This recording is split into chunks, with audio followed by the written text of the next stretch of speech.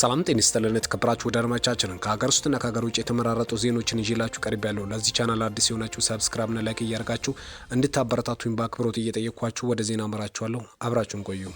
በአማራ ክልል በተለያዩ አካባቢዎች በመንግስት የጸጥታ ኃይሎችና በፋኖ ታጣቂዎች መካከል የሚደረገው ግጭት አሁንም እንደቀጠለ ነው ተባለ።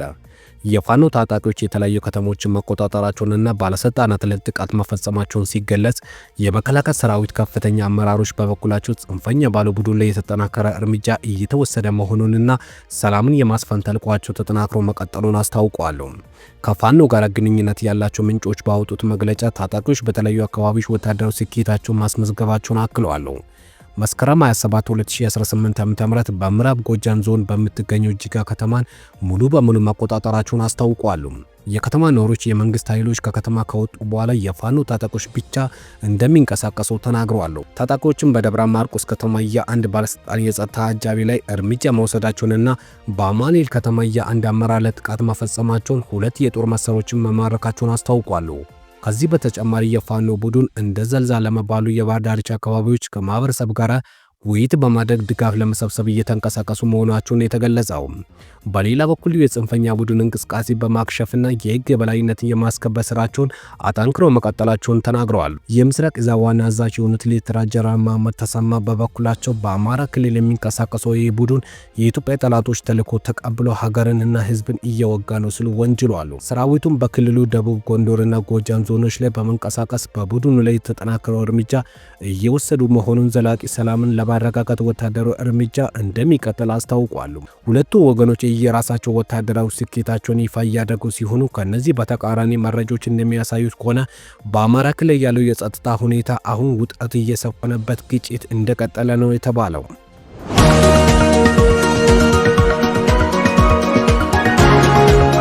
ኤርትራና ህወሓት ጦርነትን ለማወጅ በጥምረት እየሰሩ ነው መባሉን አስተባበሉ።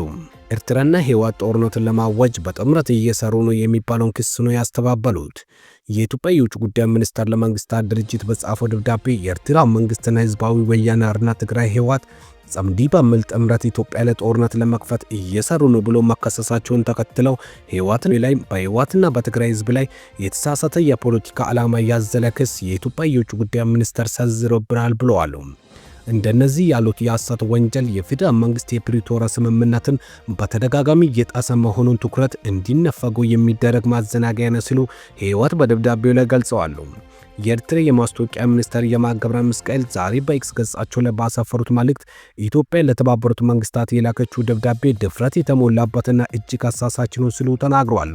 ጅራፍ ራሱን ገርፎ ራሱን ይጮሃል ሲሉ ነው ሲናገሩ የተደመጡት። ላለፉት 2 ዓመታት ብልጽግና ከተቻለ በህጋዊ መንገድ ካልተቻለ በወታደራዊ ኃይል ለዋላዊ የባህር በር ለማግኘት የሚል ተደጋጋሚ ሲያስተጋቡ ቆይተዋል ሲሉ የተናገሩት ግዛትን ለማስፋፋት ኢላማ ያደረገው የፕሮፓጋንዳ ዛቻ በግድየለሽነትና በዛቻ የታጀበ ነው ሲሉ አክለዋል። የውጭ ጉዳይ ሚኒስትሩ መስከረም 22 2018 ዓ.ም በጻፈው ደብዳቤ ኤርትራና ህወሓት በቅርቡ የፋኖ ታጣቂዎች የሰሜን ወሎ ዋና ከተማ የሆነችው ወልዲያን ለመቆጣጠር ባደረጉት ሙከራ ውስጥ ተሳትፈዋል ነው ሲሉ የወነጀሉት። በምላሹ በህወሓት ለተባበሩት መንግስታት የተላኩ ደብዳቤ የኢትዮጵያ መንግስት ሐሰተኛ ክሶችን ህወሓት ላይ በማቅረቡ የዓለም አቀፍ ማህበረሰብ ትኩረት ለማስለወጥ እየሞከረ ነው ሲሉ የተናገሩት በውጭ ጉዳይ ሚኒስትር ጌዲዮን ጢሞቴዎስ ለተባበሩት መንግስታት ዋና ጸሐፊ ለሆኑት ለአንቶኒዮ ጉተሬስ የተጻፈው ደብዳቤ በኤርትራ መንግስትና በህወሓት አክራሪ አጀንዳ መካከል ያለውን ጥምረት ባለፉት ጥቂት ወራት ውስጥ ግልጽ እየሆነ መጥቷል ሲሉ ነው የተናገሩት። ህወሓት ትናንት መስከረም 28 2018 ዓ.ም ለጉተሬስ በላከው ደብዳቤ ላይ ማትኮር ያለበት የሰላም ሂደት የገጠመው መሰናክል እንዲሁም እየተባባሰ የመጣው ስጋት ላይ ነው ሲሉ የተናገረው የኢትዮጵያ መንግስት ክስ መሰረት አልባ ነው ያለው ህወሓት በትግራይና በኤርትራ ህዝብ መካከል ያለው የህዝብ ለህዝብ ትስስር የሰላም ቀጠናዊ እርቅን የሚያረጋግጥ ሆኖ ሳለ መሰረት አልባ ክሶች ለጦርነት በቀጠናው ያስነሳል ሲሉ ነው የከሰሰው። የፌደራል መንግስት መሰረት አልባ ክሶች አማካኝነት ሌላ ጦርነት በክልሉ ሊከፈት ይመስላል ሲሉም በደብዳቤው ወንጅለዋል። በመጀመሪያ ዙር የጋዛ የሰላም እቅድ ላይ ከስምምነት መድረሳቸውን ዶናልድ ትራምፕ አስታወቁ። እስራኤልና ሐማስ በመጀመሪያ ዙር የጋዛ የሰላም እቅድ ላይ እንደተስማሙ የአሜሪካን ፕሬዝዳንት ዶናልድ ትራምፕ ነው ያስታወቁት። በማህበራዊ ሚዲያ ላይ ባሰፈሩት ጽሑፍ ሁሉም ታጋቾች በቅርቡ ይለቀቃሉ፣ እስራኤል ወታደሮቿን ወደ ተስማማንበት ክልል ትመልሳለች ብለዋል። ሐማስ ስምምነት ለመድረሱን ቢገልጽም እስራኤል የምትለቃቸው ፍልስጤማውያን ስም ዝርዝር ገና እንዳልተረከበች በፍልስጤም የሚገኙ የቢቢሲ ምንጮች ጠቁመዋል። የእስራኤል ጠቅላይ ሚኒስትር ቤንጃሚን ኔታንያሁ ለእስራኤል ታላቅ ቀን ነው ሲሉ ስምምነቱን ገልጾታል። ከሀገራቸው ባለሥልጣናት ጋር ተወያይቶ ስምምነቱን ካጸድቆ ወዲህ የተኩስ አቁም ስምምነት ይተገበራል ብለዋል። በግልጽ እየተደረገ ያለው የሰላም ዕቅድ ድርድር የሁለቱም ዓመት ጦርነት ያስቆማል የሚል ተስፋ ተጥሎበታል። የሐማስ ጥቃትን ተከትሎ እስራኤል በጋዛ በፈጸመችው ጥቃት ቢያንስ 20179 ሕፃናት ጨምሮ ቢያንስ 67183 ሰዎች መገደላቸው ተዘግበዋል። የትራምፕ የሰላም ዕቅድ ላይ ሐማስ ትጥቅ መፍታት እንዳለበት አቅጣጫ ያስቀመጠ ሲሆን ሐማስ ግን በዚህ አልተስማማም ነው የተባለው።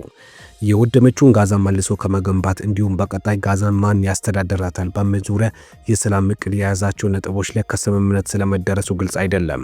ልጇ የታገተባት እስራኤላዊት እናት ማታ ዛንጉሬ ልጄ ወደ ቤት ሊመለስ ነው፣ እህቶቹና ሚስትየው በጉጉት እየጠበቁ ነው፣ ይህ ቀን እንዲመጣ እያለቀስኩ ስጸልይ ነበር ስትል ነው የተናገረችው።